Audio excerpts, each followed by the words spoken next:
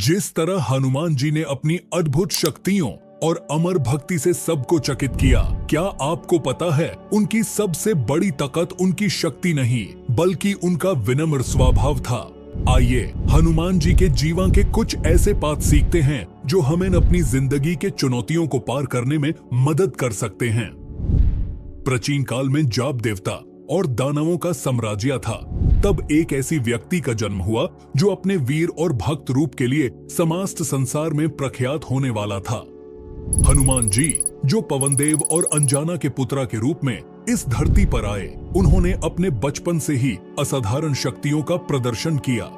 लेकिन उनकी सबसे बड़ी कहानी तो तब शुरू होती है जब वो अपनी छुपी हुई शक्तियों का राज समझते हैं।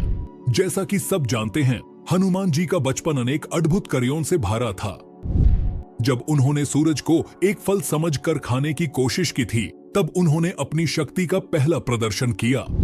भले ही यह एक बचपना था, लेकिन इस घटना ने एक बड़े राज को जन्म दिया जिसका पता किसी को भी नहीं था, न स्वयं हनुमान जी को। कुछ समय बाद जब हनुमान जी बड़े हो रहे थे, उनके अंदर की शक्तियां और ज्यादा प्रबल होने लगी। उनके गुरु सूर्यदेव ने उन्हें ज्ञान दिया और उन्होंने अपनी गति और ज्ञान के बल पर अनेक ज्ञान का अधिग्रहण किया। लेकिन उनकी असली शक्ति अब तक छुपी हुई थी और इसका पता तब तक नहीं लगने वाला था जब तक उनकी ताकत को एक बड़े परीक्षा से नहीं गुजरना पड़ता। एक दिन की बात है जब देवलोक में एक विशेष यज्ञ का आयोजन हो रहा था। सभी देवता और ऋषि मुनि वहां उपस्थित थे। इस यज्ञ का महत्व बहुत विशेष था क्योंकि इसमें एक प्राचीन पुस्तक का राज खुलने वाला था। जब यज्ञ अपने अंतिम चरण में था, तब अचानक एक तेज रोशनी चमकी और उस रोशनी के बीच से एक पुस्तक प्रकट हुई। पुस्तक का नाम था वीरों का राज। सभी देवता चिंतित हो गए क्योंकि इस पुस्तक के अंदर लिखा था एक वीर वानर के बारे में जो अपनी छुपी शक्तियों के साथ दुनिया को परिवर्तन करेगा। लेकिन उसकी शक्तियां अब तक जागृत नहीं हुई थी। पुस्तक के अनुसार जब समय आएगा तब वो अपनी असली शक्तियों को पहचानेगा और विश्व के लिए एक महान कर्तव्य का निर्वाह करेगा। इंद्र देव, ब्रह्मा देव और शिव जी सब इस राज पर चिंतन करने लगे। तब शिव जी ने कहा, यह वीर वानर और कोई नहीं हनुमान है, लेकिन उनका यह रूप तब तक सामने नहीं आएगा जब तक उनका मन अपनी कमजोरियों का सामना नहीं करेगा। जब यह बात हनुमान जी तक पहुंची, तब वो एक विचार में डूब गए। मेरी असली शक्ति अब तक छुपी है। क्या ऐसा कुछ है जो मैं अपने बारे में नहीं जानता? ये सवाल उनके मन में घूमने लगे। हालांकि उन्होंने रामायण में राम जी के प्रति अपनी भक्ति और कर्तव्य से अपना सब कुछ समर्पित किया था, लेकिन यह कहानी कुछ अलग थी। हनुमान जी एक दिन वहां विचार में डूबकर अपने मन को शांत करने का प्रयास कर रहे थे।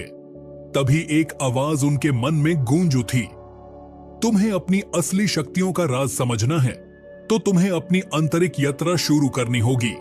तुम्हारा सफर एक गुफा में छुपा है जो हिमालय के गहरे जंगलों में स्थित है। यह आवाज एक संकेत थी जो हनुमान जी को अपनी असली शक्तियों का पता देने वाली थी। उन्होंने तय किया कि वो इस गुफा का राज खोजने के लिए अपनी यात्रा शुरू करेंगे। हनुमान जी अपनी गाती से हिमालय के जंगलों की तरफ चल पड़े। वहां उन्होंने एक पुरानी अंधकार से घिरी हुई गुफा देखी। इस गुफा के बारे में कहा जाता था कि जो भी इसके अंदर गया है वो वापस नहीं लौट सका। लेकिन हनुमान जी को किसी भी प्रकार का भय नहीं था। उन्होंने दृढ़ निश्चय के साथ गुफा के अंदर प्रवेश किया। गुफा के अंदर एक बड़े पत्थर का दरवाजा था जो किसी मंत्र या ज्ञान के बिना नहीं खोलने वाला था। उस दरवाजे पर एक लिखावट थी, अपनी असली शक्तियों तक पहुंचने के लिए अपने गुस्से को जीतना होगा। यह संकेत था हनुमान जी की सबसे बड़ी कमजोरी का, उनका गुस्सा जो कभी कभी उनकी बुद्धि को धुंधला कर देता था। हनुमान जी ने अपने गुस्से का सामना करने का विचार किया और अपने मन को शांत कर दिया। जब उन्होंने अपने मन में पूरी शांति को महसूस किया तो दरवाजा खुल गया। दरवाजा के पीछे एक चमकदार तलवार रखी थी, लेकिन यह तलवार सिर्फ एक प्रतीक थी, एक ऐसी शक्ति का जो हनुमान जी के अंदर थी। जब उन्होंने तलवार को हाथ में उठाया तो उनका शरीर एक चमक से भर गया। उन्होंने अपनी पूरी जिंदगी को एक पल में अपने सामने देखा। हनुमान जी को अपने पिछले जन्म का ज्ञान हुआ। उन्होंने देखा कि वो सिर्फ एक वीर वानर नहीं, बल्कि शिव जी के अंश थे। उनका जन्म इस धरती पर एक विशेष कारण से हुआ था, ताकि वो राम जी के कर्तव्य को पूरा करने के लिए इस दुनिया में आए थे। उनका संबंध शिव जी से इतना गहरा था कि उनके अंदर की असली शक्तियां भी शिव जी के वरदान से जुड़ी हुई थी। हनुमान जी समझ गए कि उनका जीवन सिर्फ युद्ध या वीरता के लिए नहीं, बल्कि भक्ति और समर्पण के लिए था। उन्होंने अपने अस्तित्व का एक नया रूप देखा, जो उनकी भक्ति और शांति में छुपा था। लेकिन अभी यह अनुभव पूरा नहीं था। गुफा के अंदर एक और गहरा राज छुपा था। एक और दरवाजा था जो हनुमान जी की अंतिम परीक्षा लेने वाला था। उस दरवाजे पर लिखा था, तुम्हारे सबसे बड़े भय का सामना करो, तभी तुम अपनी असली शक्तियों को पूरी तरह से पा सकते हो।